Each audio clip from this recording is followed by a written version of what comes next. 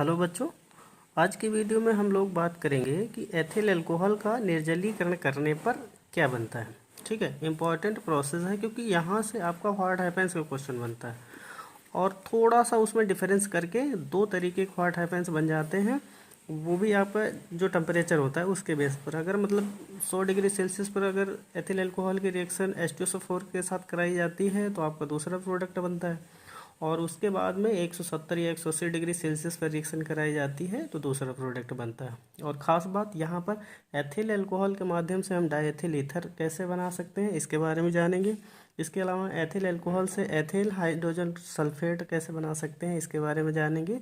और फिर अगर हमें एथिल अल्कोहल से एथिलीन बनाना है तो हम कैसे बना सकते हैं इसके बारे में जानेंगे। तो ये आपका जो H2SO4 है यहाँ पर उत्प्रेरक का भी काम करेगा और निर्जली कारक का भी काम करेगा। ठीक है, तो दोनों तरीके से आपका ये H2SO4 काम करेगा।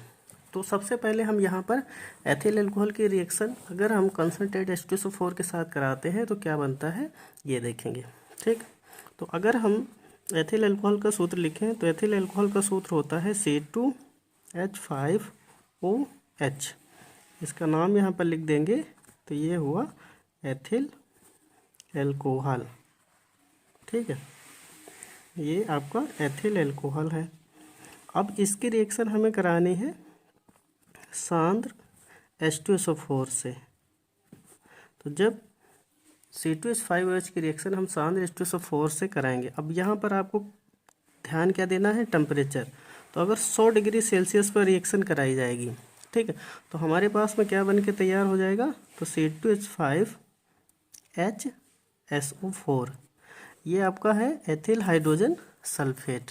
तो इसका नाम यहाँ पर लिखेंगे तो ये हुआ एथिल हाइड्रोजन, एथिल हाइड्रोजन और फिर सल्फेट। तो अगर आपसे कहा जाए कि एथिल हाइड्रोजन सल्फेट बनाइए तो एथिल अल्कोहल की रिएक्शन सांद्र H2SO4 के साथ कराएंगे कितने डिग्री सेल्सियस पर, 100 डिग्री सेल्सियस पर, तो हमें एथिल हाइड्रोजन सल्फेट प्राप्त हो जाएगा और एक अणु जल का निकलेगा। ठीक है, यानी कि 100 डिग्री सेल्सियस पर इस प्रोसेस को आपको दिखाना है।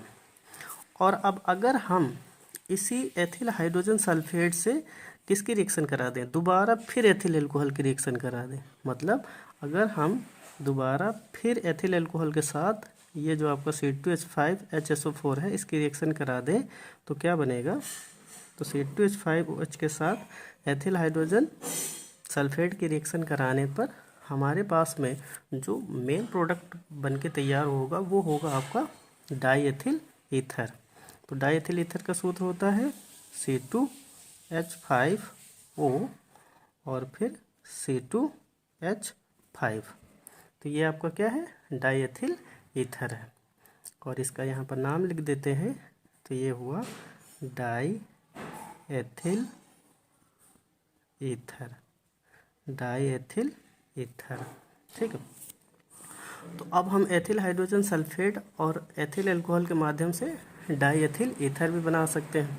और ख़ास बात यहाँ पर भी जो आपका H2SO4 होगा वो रिएक्शन में एज ए कैटलिस्ट काम करके एटलीस्ट बाहर हो जाएगा, मतलब यहाँ पर माइनस H2SO4 भी लिख सकते हैं क्योंकि आगे प्लस H2SO4 बनेगा तो हम यहाँ पर माइनस H2SO4 लिख सकते हैं। अब इसके बाद में अगर हम एथिल हाइड्रोजन सल्फेट को 170 डिग्री सेल्सियस पर गर्म करें तो क्या बनेगा देखते हैं। तो ये जो आपका एथिल हाइड्रोजन सल्फेट है इसको आपको गर्म करना है 170 डिग्री सेल्सियस पर। तो 170 डिग्री सेल्सियस पर अगर हम इसको गर्म करेंगे तो ये आपका चेंज हो जाएगा किसमें, एथिलीन में। तो CH2 डबल बॉन्ड CH2, तो ये आपका क्या है, ये एथिलीन है। ठीक है, ये आपका क्या हुआ, एथिलीन हुआ और यहाँ पर भी H2SO4 उत्प्रेरक का काम करके बाहर निकल जाएगा। तो आगे हम यहाँ पर प्लस H2SO4 लिखें या यहाँ पर लिख रहे हैं हम यहाँ पर माइनस H2SO4। ठीक है, देख सकते हैं कि अभी क्या था, एथिल अल्कोहल के साथ सांद्र H2SO4 की रिएक्शन कराई 100 डिग्री सेल्सियस पर, तो एथिल हाइड्रोजन सल्फेट बना। और अगर हम फिर इसी एथिल हाइड्रोजन सल्फेट को 170 डिग्री सेल्सियस पर गर्म करें तो एथिलीन प्राप्त कर सकते हैं। और इसी एथिल हाइड्रोजन सल्फेट के साथ दोबारा फिर एथिल एल्कोहल के रिएक्शन कराएं तो हम प्रमुख ईथर जो कि आपका डाई एथिल ईथर है इसको बना सकते हैं। और यहाँ पर भी H2SO4 उत्प्रेरक का काम करके बाहर निकल जाएगा और यहाँ पर भी H2SO4 उत्प्रेरक का काम करके बाहर निकल जाएगा। और ख़ास बात, अगर हमें डायरेक्ट एथिलीन बनाना है, यहाँ पर देख सकते हैं एथिल अल्कोहल सांस H2SO4 से रिएक्शन करता है तो पहले एथिल हाइड्रोजन सल्फेट बनता है, जब इसको 170 डिग्री सेल्सियस पर गर्म करते हैं तब बनता है आपका क्या, एथिलीन। लेकिन अगर हमें एथिल अल्कोहल से डायरेक्ट एथिलीन बनाना है तब भी हम आसानी से बना सकते हैं, निर्जलीकरण प्रोसेस होगा और उसमें क्या करेंगे, एल्युमिनियम का ऑक्साइड इस्तेमाल करेंगे एज ए कैटालिस्ट और हाई टेम्परेचर पर गर्म करेंगे तो एक ही स्टेप में आपका एथिलीन बन जाएगा। देखो ये आपका प्रोसेस होगा जिसमें से आप एज ए कैटालिस्ट इस्तेमाल करेंगे एल्युमिनियम का ऑक्साइड यानी कि Al2O3, ठीक है। और ये आपकी रिएक्शन होगी हाई टेम्परेचर पर, मतलब 350 डिग्री सेल्सियस पर। तो जब 350 डिग्री सेल्सियस पर इस रिएक्शन को गर्म करेंगे, निर्जलीकरण का मतलब जल के अणु बाहर निकलेंगे, तो हमारे पास में डायरेक्ट क्या प्राप्त हो जाएगा, CH2 डबल बॉन्ड CH2, ठीक है। और ये आपका ऑलरेडी पता है क्या है, तो ये आपका एथिलीन है। और यहाँ पर भी एक अणु जल का निकलेगा यानी कि -H2O, ठीक है। तो अगर आप चाहें तो डायरेक्ट प्रोसेस भी इस्तेमाल कर सकते हैं और इनडायरेक्ट प्रोसेस भी एथिलीन बनाने के लिए इस्तेमाल कर सकते हैं। देखो एक बार रिवाइज करते हैं। तो यहाँ पर बन क्या क्या रहा है, तो एथिल अल्कोहल के माध्यम से एथिल हाइड्रोजन सल्फेट बना सकते हैं, एथिल अल्कोहल के माध्यम से डाईएथिल ईथर बना सकते हैं, एथिल अल्कोहल के माध्यम से एथिलीन बना सकते हैं, और अगर एथिल अल्कोहल के माध्यम से हम डायरेक्ट देखें तब भी एथिलीन बनाया गया है, ठीक है।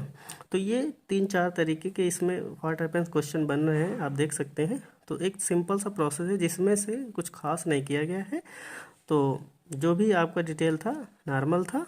और अगर आप इसको एक बार इजीली रिवाइज कर लेंगे तो याद हो जाएगा, ठीक है।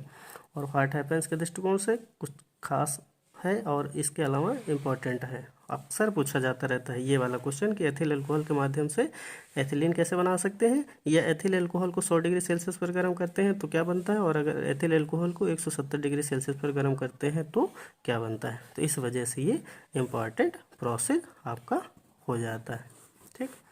तो आज के वीडियो में बस इतना है, धन्यवाद।